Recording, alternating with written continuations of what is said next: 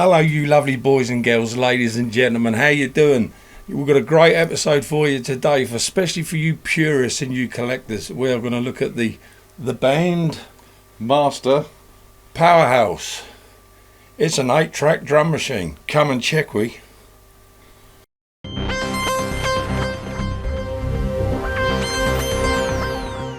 Have a little look. Have a look at this. Ready? Have a look at that. Now, what do you think of that? Isn't that something? See, on something modern, this thing here would be an LCD display. But that ain't what that's for.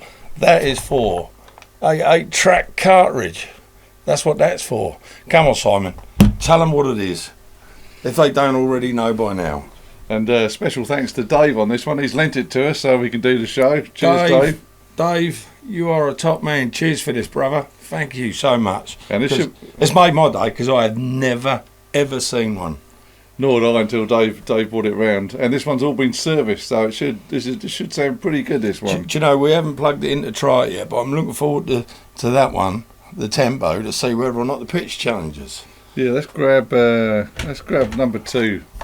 Just grab one at random. All right, let's see if I tell you, it'd be funny if the Orchard people try and copyright this. Okay, is there copyright on these, Simon? I shouldn't think there is. Does it say? Let me just see if it says copyright. Can you read that, Simon? I've got my glasses on. There is a copyright thing on here. Yeah, it says, and it's not for you, Orchard. All rights of the manufacturer and owner of the recorded work reserved. Unauthorised copying of this tape prohibited. Right. Patent pending. Yeah, and the patent's probably run out and Orchard have probably gone and nicked it. But at the moment, you cannot, Orchard, claim. Come on inside, hit that play button. So it's running all the time, so all you do is you take the mute off and up it pops.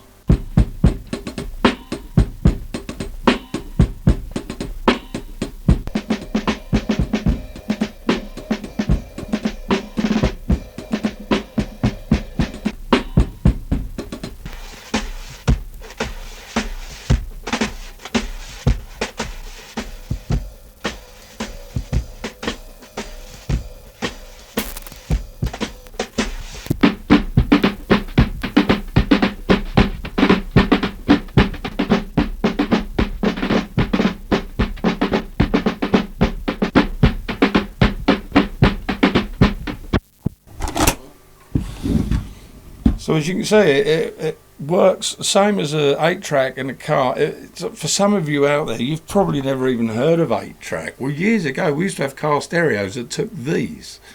And on channel A, you'd have maybe, let's just say Dire Straits, and then on channel B, you'd have the Rolling Stones, and on channel C, you'd have Fleetwood Mac, and so on and so on. Or it'd be just one album by one artist with all different stuff on. Yeah, all the tracks spread over the. So that's what this is, and it's a 1/4-inch tape, I believe. Yeah. And it's an 8-track cassette. It's got 8 tracks on it. I.e., it's got the heads that work it. Have got 8 heads. And we should say it's a tape loop. So yes. So you'll get your drums continuing, and you wouldn't know they're spliced just right on these. Yeah, yeah, absolutely. So one thing I want to see, Si, because we haven't done it yet, if you can stick that back in and just try the tempo, because I want to see if the pitch changes.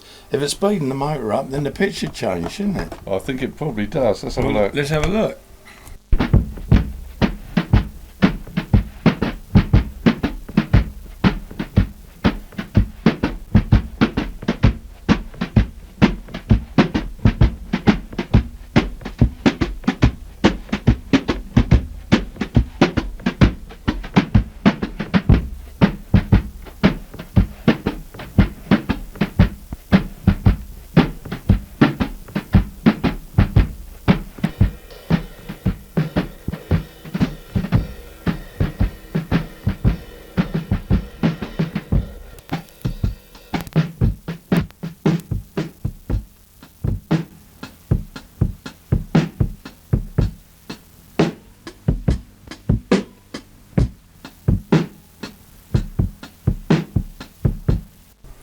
So I don't know if you notice here. So what it's doing for tempo, it's just speeding up the cassette motor, and you can hear a very slight change in pitch, because there's not massive variation on there, you're not going from an extreme to another, are you? No, it's just enough, I suppose, you can speed it up and slow it down. So where would we have found these back in the day then, Si? Well, let's just get let's get some notes, shall we? I think keyboard players use them a lot, didn't they? Organists and stuff. Well, Dave, who's lent us this... Who is an organist? Yeah, he's a great organist. And he said he used to use one live with his setup. Yeah, I don't doubt it for a minute. And he said, if we look at the mute button here, you had to try and time it right. So, because I think you could maybe use the monitor button as well. Yeah, if you press the monitor button and it gives you a really low signal. So it attenuates it right down by about 70%. So I suppose... Well, not actually that much. If we have a listen, see if we can drop it in. 1, 2, 3, 4.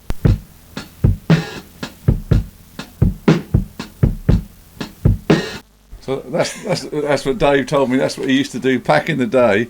You listen to it, and because it's a continuous loop, you drop it on the beat when you start playing. Because you can't just put it in and it play because the thing's constantly going. That's bizarre. I love it. I love that little quirk. That's really neat. So let's have a look. So this is Bandmaster Limited from Scotland.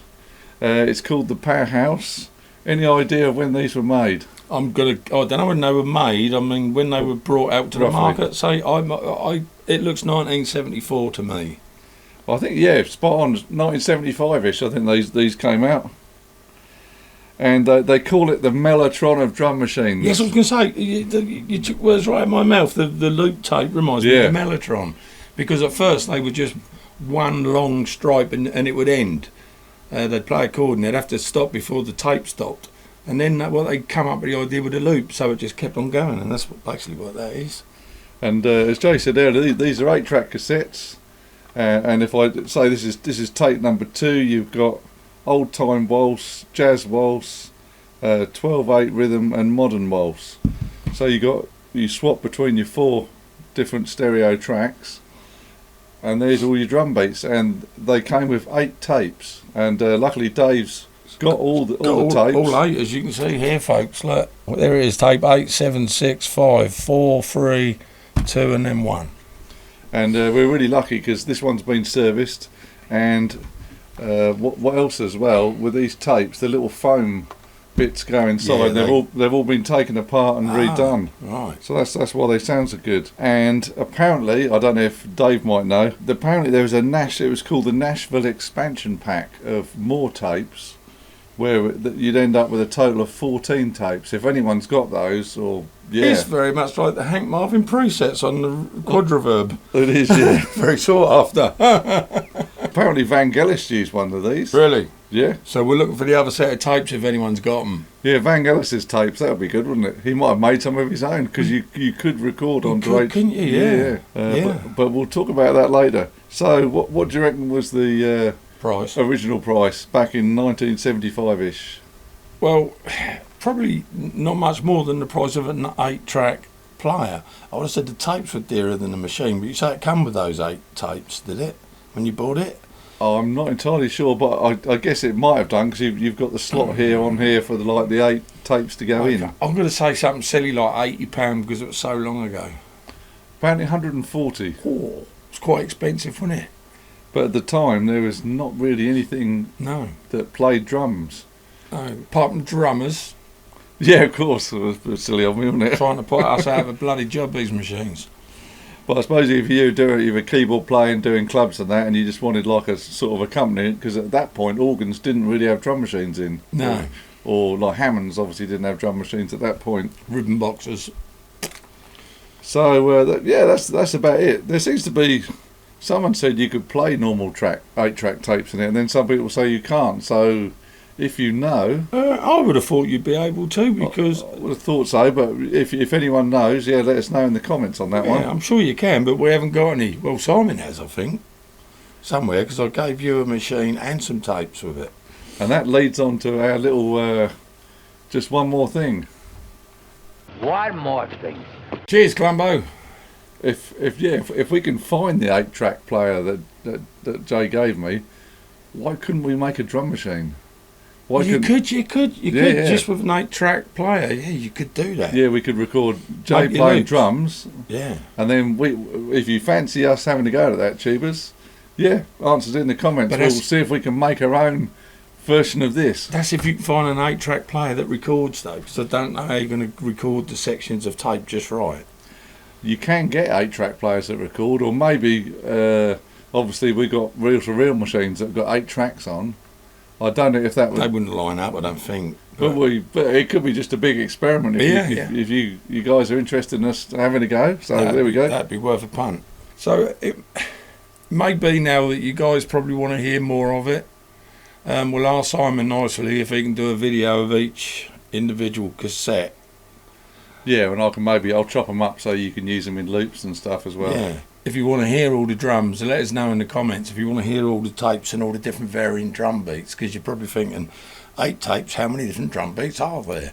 You might notice that there's a compilation button here. And what that does is it adds another set of like hi-hats in, or a ride cymbal or something. And if you're wondering how it does that, each one track is split into left and right. And so on the right side, you'll hear it in the stereo with headphones on. If you're wearing headphones whilst listening to this, you'll hear all one drums are on one side and other bits are on the other side. And that's what the balance is for there. Yes. If you've got them both in, you can switch from one to the other, which is handy. So you can either take one out or you can mix them in. Yeah. Because it would have come out mono anyway. But it's clever. It was clever. They made full use of what they had there. That's quite clever.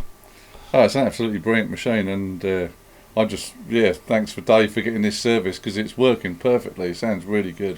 You might notice a little hiss and crackling, but you know it's tape, it's old, and it's 8-track. Goodness me, you're not going to get hi-fi out of this thing. And in the day when everything was playing, all the little hisses and crackles that you might have had, you wouldn't hear them on stage, would you? Not with everything else going. No, definitely not. So listen, it's a real pleasure for us to bring this to you. I don't think there's many of you out there that have ever seen this, because I've never ever seen one. I didn't even know they made such a thing, an 8-track drum machine. I had no idea. I really didn't. I mean, 8-track stereos alone are rare enough, but this is something else. Now let's talk about today then. Today, what would that be worth? I'm going to estimate that's got to be worth about £1,000. Do we know? Yeah, I had a quick look on Reverb. Obviously, Reverb prices are you won't find any on eBay. I think people have paid anywhere, from 600 to 1,000. Yeah. It's rare. This is rare. It depends. Some of them haven't got all the tapes, so you need one really with at least the 8 tapes that would have come with it. To find a full complete set like this, well done, Dave. I don't know how you did it, mate, but you landed in the right place at the right time. Don't know what you paid for it, but it was worth every penny. And we're going to have to ask Dave and Cliff the organ, as we call him, because they've got this vault of this kind of stuff. Yeah, they have a lot So, of it, guys, if you want to lend us anything else, that would be most appreciated. If you want to see more classic gear like this, let us know and we'll ask Cliff or Dave if they can. You might remember Dave lent us the Tube-on thing to do that video. That was quite special. So there you go, Tubes. We bring it to you. Hope you've enjoyed it, and I hope it's been educational for you. This is the stuff that musicians had to work with way back in the day and make a crust, you know. Yeah, and well, it's obviously reliable because it's all these years later, it's still working. Still working. And on that note, we're still working here for you to produce this kind of content. We hope you enjoy it. Comments down below if you do. If you don't, let us know. We don't mind. We don't mind if you thumbs down us, but we prefer a thumbs up and a subscribe if you can. Share, like, tell all your friends. Yeah, spread the word. And we will see you on the next episode of Take the Fear Out of Gear. So from me, Jason Bangers, it's ciao for now. And it's goodbye from me, Mr. Chumley Warner.